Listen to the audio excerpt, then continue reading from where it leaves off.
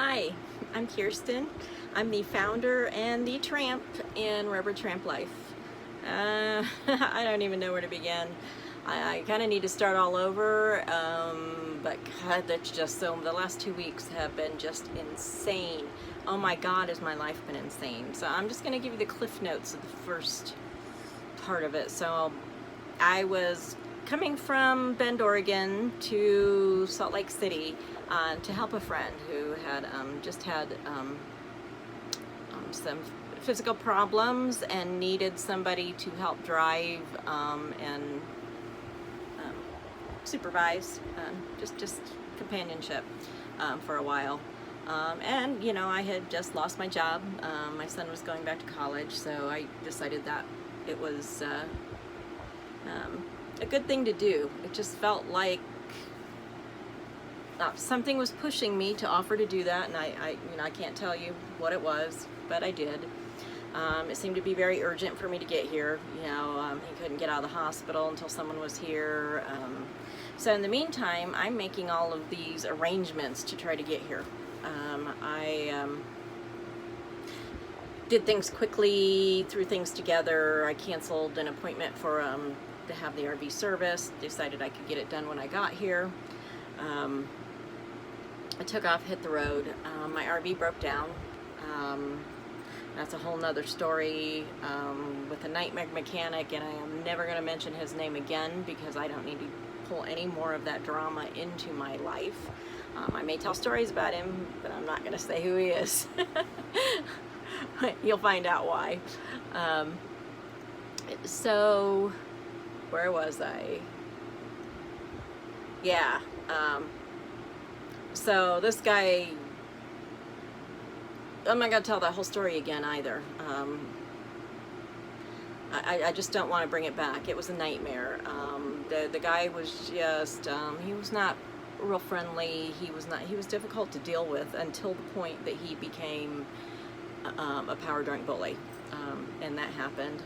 I've kind of decided somewhere in my life, I keep encountering these power drunk bullies, and they seem to be men that completely lack empathy.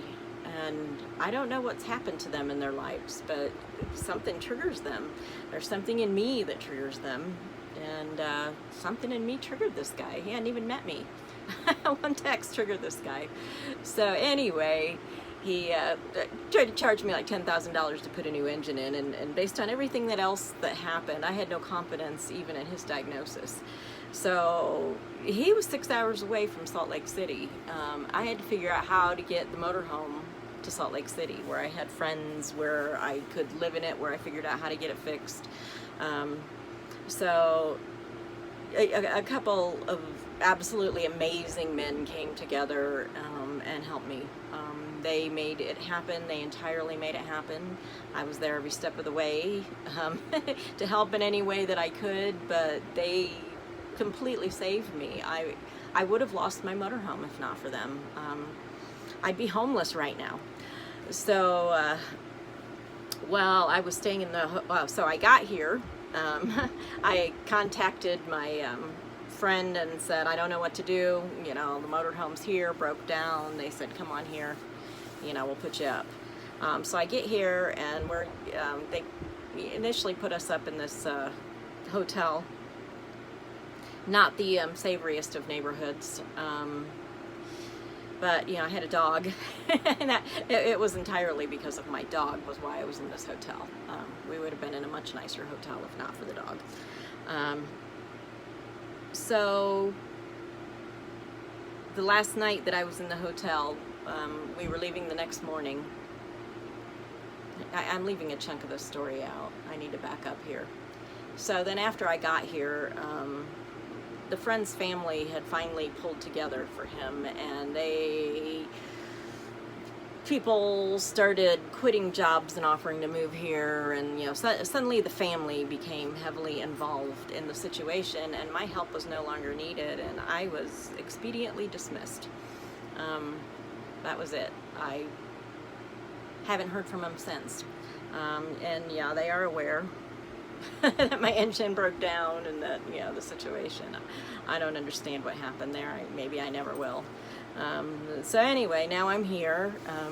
I spent all this money on gas because I thought I was doing a good deed, and now I'm here with a broken down motorhome 6 hours away in the hands of someone I completely don't trust, that just told me it's going to cost $10,000 to put an engine in, and I knew better. So I had to figure out how to get it back. So this friend and I, well, mostly him, he found a truck, a big truck and a big trailer, and he went out and he bought a winch.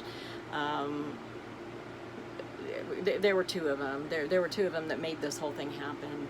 And we went down, well, on the way to get it, back up again. So I wake up the morning that we're leaving to go get the trailer. I'm supposed to meet my friend at 8 o'clock. I'm dropping Bowie off with a Rover pet sitter, and I'm supposed to meet him, and I walk out of the hotel and my Jeep is gone.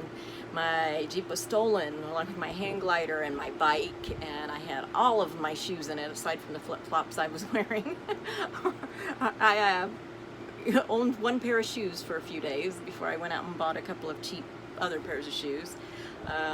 My hiking boots, my running shoes, my 2 pairs of Kobe and flip-flops, my Gary Fisher mountain bike, gone.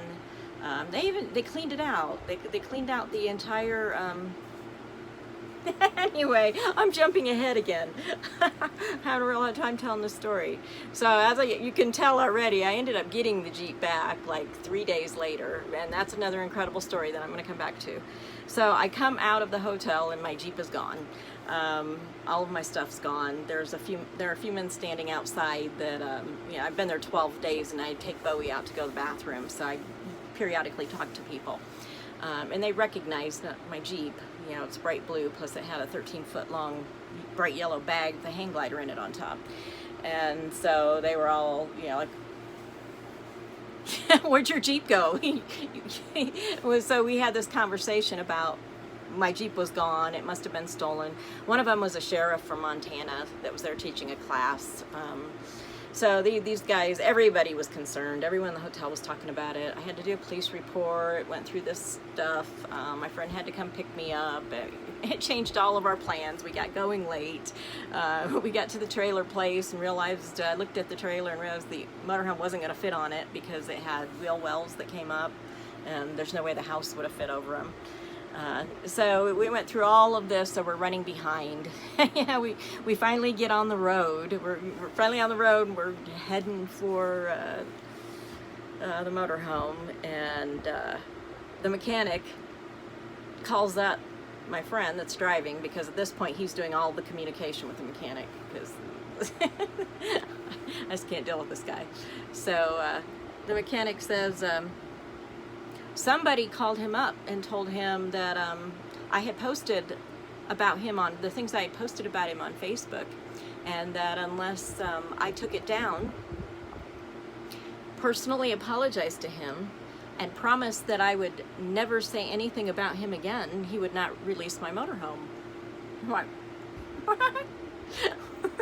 Can't do that. So, you know, my friend's like super serious. You know, this guy's, he's the kind of guy that doesn't break the speed limit. You know, he obeys the rules, and doesn't like any trouble. He doesn't ever want an argument. He walks away. He's very very zen like that. He's like, no, you got to do this. And I'm like, what? You want me to succumb to a power-drunk bully? You don't know me very well.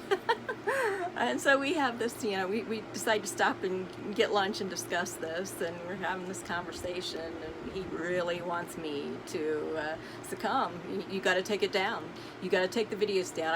I got to take the video down from my personal Facebook wall, because this guy's butthurt that I told the truth about him.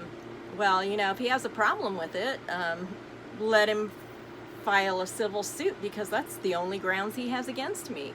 And so my friend's like, no, we're not going to go there. We're not going any further.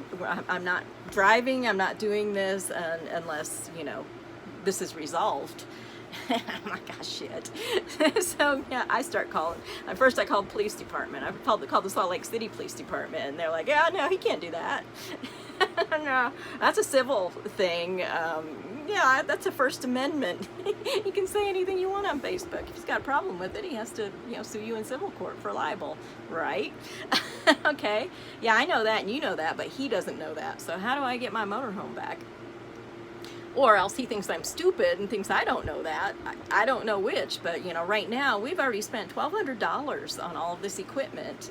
We're already on the road, and this is my only opportunity to get my motorhome back. Otherwise, I'm going to be homeless, and I'm having such a hard time. And I finally said, "All right, damn it!" I went and I took the videos down. And then there was no way I was apologizing to the guy, but I sent him a text saying, look, I put something up on my personal Facebook wall, and I didn't do this to harm you or your business. If I had, I would have blasted you on every review site out there. I didn't do that. Let's not make this legal battle and make it worse. Okay, so the guy then, my friend's texting him, calling him, he won't answer, he's not responding. I'm finally like, let's get back on the road. Oh, so then I call the local police department. I have to wait for them to call me back. There was all this time waiting, and I finally get, well, first the dispatcher says, no, we can't do that here. That's not how Oregon law works. Police won't go out with you.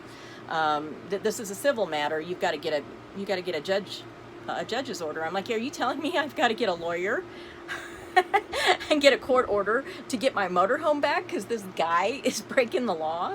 Yeah, that was the case. But she was going to have a deputy call me. So I waited and waited and waited for the deputy call. In the meantime, I'm calling lawyers. I called the Oregon bar. I'm like 2 hours on the phone, and I finally convinced my friend to get back on the road. I'm like, one way or another, we're going to resolve this. We're going to get my motorhome back. And so we start driving. I'm like, all we have to lose at this point is time and gas, and we're sitting here anyway.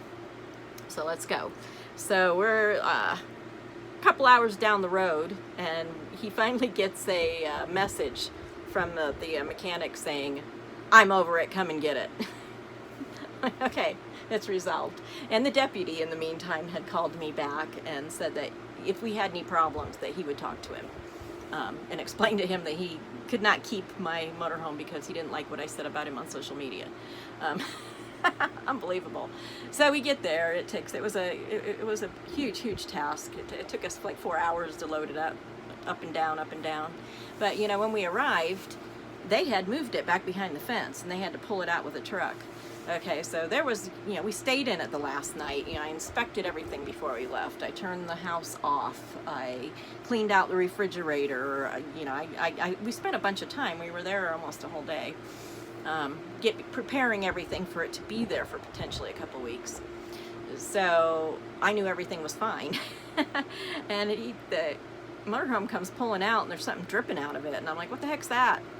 Oh, great, something's leaking. What is that leak? The guy that worked there wouldn't even look at me.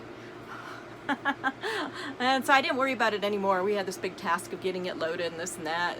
We get it halfway up, and I just keep smelling like, are there cows around here? What am I smelling? And I pull open the cover and realize that, there's a black tank slow drizzle. So great. Now my black tank's leaking. We're loading this up on the trailer, and my it stunk. It was dripping all over the place. So we eventually get it all loaded and strapped up, and we're a little nervous. We're nervous about the height. We're nervous about bridges. We're nervous. He's never done anything like this. I've never done anything like this. It was pretty stressful, and it was a 6-hour drive back. So we ended up stopping at a truck stop, parked between a couple of semis, and it was so hot. They had turned the house back on, and so all of the batteries were completely dead. We tried everything. We even tried to jump the batteries the next day with the car and couldn't get them jumped. We had to take all the batteries out and charge them overnight on a big charger to get them running again. So I had no electricity at all for the first couple days. And so it was hot out, so we're between these trucks, and we have to have the windows open because we can't run the generator or the air conditioning. And you can smell the black tank dripping. It was so disgusting. I'd close the window because it grossed me out. I'd start gagging, and then I'd get so hot I couldn't breathe. I'd open the windows back up, and I just kept hoping the wind would change, but it was a whole night endeavor. And so the next day we found a truck stop with a dump, and we went and because it was midnight when we left, so there was nothing we could do that night. So the next morning we found a truck stop with a dump, and we flushed it twice and got it all cleaned out. And yeah, it's a whole nother story. We're getting it fixed, but it's a nightmare, and the part's not coming for a week. So right now I can't use my toilet, but fortunately I'm at a place where there is I guess it's an outhouse. I hate those things. Ugh, but I'm really grateful it's there. Otherwise I'd be squatting in front of men all day. What's next? So we ended up making it back. Everything went beautifully. Bowie did wonderful at her new sitter. Things starting to go better. Oh, while we were there, this is another great big huge thing that happened. So while we were bringing the motorhome back, I got a phone call from the hotel I'd been staying at saying that there was a guy that had been staying there that said they found my hang glider. And so he's in the background trying to talk through me, and she said, can I just give you his number and have you call him? I'm like, yeah, sure. So I called this guy up, and he says, so he was one of the guys that was out there that morning, and he was so upset, and he went to work. He was a construction worker, and he went to work, and he was telling all his buddies at work about how my Jeep was stolen, and my hang glider, and my mountain bike, and all my shoes, and my electronics, and I had all kinds of, my prescription glasses. I'm gonna have to go to an eye doctor and get new glasses now. Anyway, he was telling them how all this stuff was in there and it was stolen, and they were all talking about it. And one of his buddies at work that was staying at a different hotel said, did you say it was like in a yellow bag, in a big yellow bag? And he's like a yellow tarp. And he said, yeah. He said on a ladder, on like a blue ladder, and they had a discussion whether it was blue or black. He was like, yeah. And he's like, that's laying in my hotel. It's laying up by my hotel. So I'm like, awesome, what hotel? Get me this information. I called the police rushed there. We called another pilot friend, and he went over and picked it up for us because we were 6 hours away. And so that is how my glider was found. Good Samaritans doing good deeds. So then we get back, we pick up my rental car from the insurance company and get the motorhome placed, get the batteries charged. Everything's getting back to normal. It still doesn't run, mind you, but it's parked somewhere wonderful right now with wonderful people. Everything's working in the house again, so I have a home. I'm not homeless. Yay!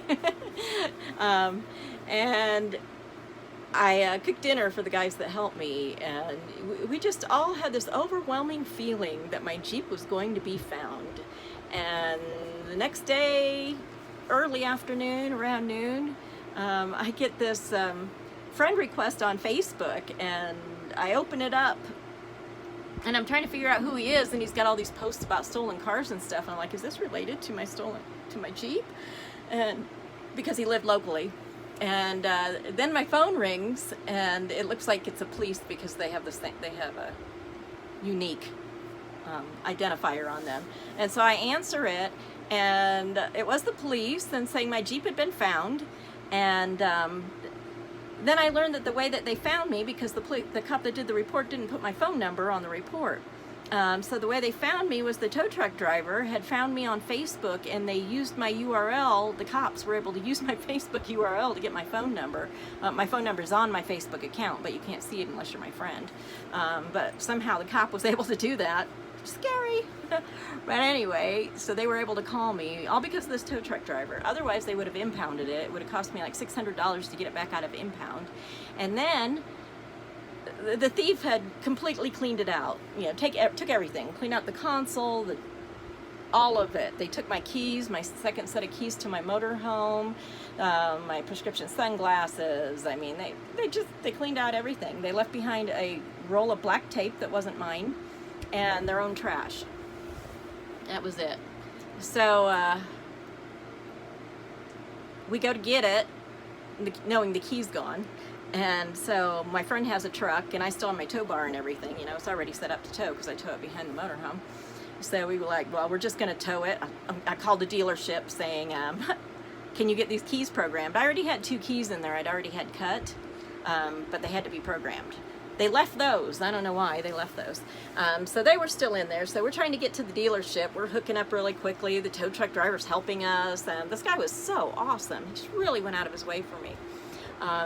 And so then my friend says, have you looked in there for keys? And I'm like, I looked all over the place and there's nothing in here. They cleaned it completely out. I don't think they hid the keys in there. They just took everything. And so the tow truck driver, his name's Corey, he opens up the door and he is looking around and he finds a key. And I'm like, oh my God, why would they do that? And I suddenly realized that's not the key that I accidentally left in it. That's my backup key that I lost like 8, 10, 12 months ago. I don't know, a long time ago.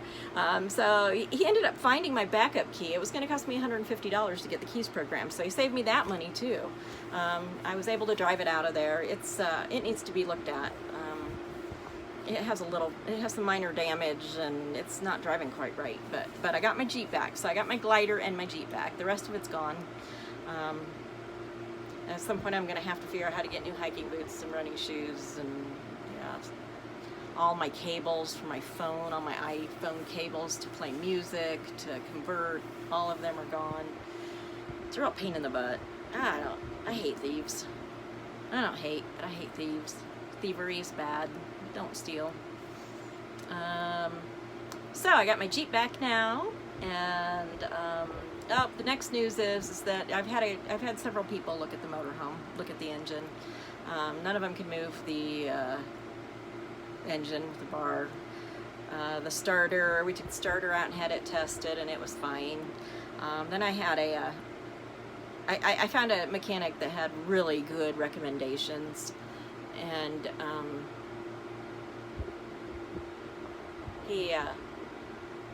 sorry, I lost my train of thought for a second. This is a long video. He had really good reviews. Probably the best reviews I've ever seen. So I called him up and he talked to me for a long time, talked me through it, and by the end, you know, he'd had cancer and wasn't well. He said, you know, sometimes he did, you know, he's still diagnosed, but he said the only other mechanic in this area that he trusted was this guy that he said he would sometime diagnose and then have this other guy do the work, and he referred me to him. So I called him up and he came out this morning. He had an opening. Someone canceled on him suddenly, so he suddenly had an opening, and he came out and he looked at it. I watched him. He seemed very competent. I really liked him. Bowie loved him. He convinced me. He drained some oil out and looked at it. Had metal shards in the oil, and I couldn't really see them, but he could. So I mean, they're not big pieces, but you know, he said there was a lot of metal in the oil, and I don't know what happened. I really don't know what happened, but so far none of the mechanics that have looked at it understand why it seized at 54,000 miles. I don't understand why any of this is happening, really. So, you know, I came here to do a good deed. I had all these incredible plans. I was going to California to meet some pilots I'd never met and visit some friends and maybe fly, but probably not. Probably more help friends and watch friends fly. I just love being part of the flying community.